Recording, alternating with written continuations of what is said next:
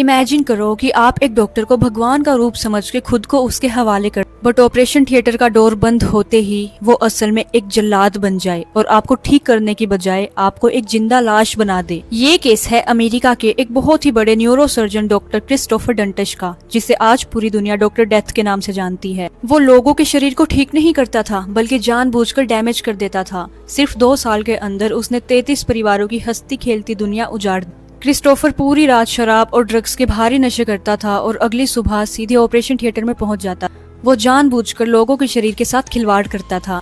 किसी की रीढ़ की हड्डी में गलत स्क्रू ठोक देता था, किसी के गले की मुख्य नसों को ब्लॉक कर देता था, तो किसी के शरीर में जानबूझकर मेडिकल स्पंज छोड़ देता था। नतीजा ये हुआ कि कोई हमेशा के लिए व्हीलचेयर पे आ गया, किसी का शरीर कम्प्लीटली पैरालाइज्ड हो गया, तो किसी की जान चली गई। यहाँ तक कि क्रिस्टोफर ने अपने बचपन के बेस्ट फ्रेंड को भी नहीं छोड़ा, उसको भी हमेशा के लिए पैरालाइज्ड कर दिया। अब सवाल ये है कि क्रिस्टोफर जानबूझकर ये सब क्यों करता था और नर्स और स्टाफ उसको ऑपरेशन के टाइम पे रोकते क्यों नहीं थे।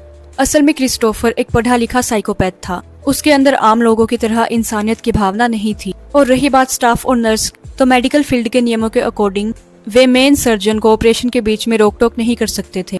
अगर कोई नर्स उसे रोकने की कोशिश करती थी तो वो उन पर बहुत बुरी तरह चिल्लाता था। हालांकि स्टाफ ने कई बार लिखित में उसके खिलाफ शिकायतें दर्ज करवाई थी, बट हॉस्पिटल ने अपनी बदनामी के डर से उन शिकायतों को इग्नोर किया। क्रिस्टोफर को लगता था कि उसे कभी भी जेल नहीं हो सकती, क्योंकि हॉस्पिटल वाले बदनामी के डर से क्रिस्टोफर पर कभी केस नहीं करते थे, बल्कि उसे चुपचाप इस्तीफा देके जाने के लिए कहते थे और क्रिस्टोफर किसी दूसरे हॉस्पिटल में जाके ये सब करना स्टार्ट कर देता। बट साल 2013 में 2 डॉक्टर्स ने अपने फ्यूचर को दांव पे लगाते हुए क्रिस्टोफर के खिलाफ कंप्लेन की। जब जांच एजेंसियों ने जांच करना स्टार्ट किया तो उन्हें एक ईमेल मिला जो क्रिस्टोफर ने अपना काम स्टार्ट करने से पहले अपने एक असिस्टेंट को भेजा था। उस ईमेल में लिखा था कि मैं अपनी अच्छाई और इंसानियत को हमेशा के लिए छोड़ एक ठंडे दिमाग का अपराधी बनने जा रहा हूँ। इससे ये साफ हो गया कि क्रिस्टोफर ये सब कुछ जानबूझ के करता था। ये एक मेडिकल लापरवाही नहीं थी, बल्कि वो एक क्रिमिनल। साल 2015 में उसे गिरफ्तार किया गया और 2017 में उसे उम्र कैद की सजा सुनाई गई। इस केस से हमें ये पता चलता है कि कभी कभी सबसे सफेद कपड़े पहनने वाले इंसान की नीयत सबसे काली होती है।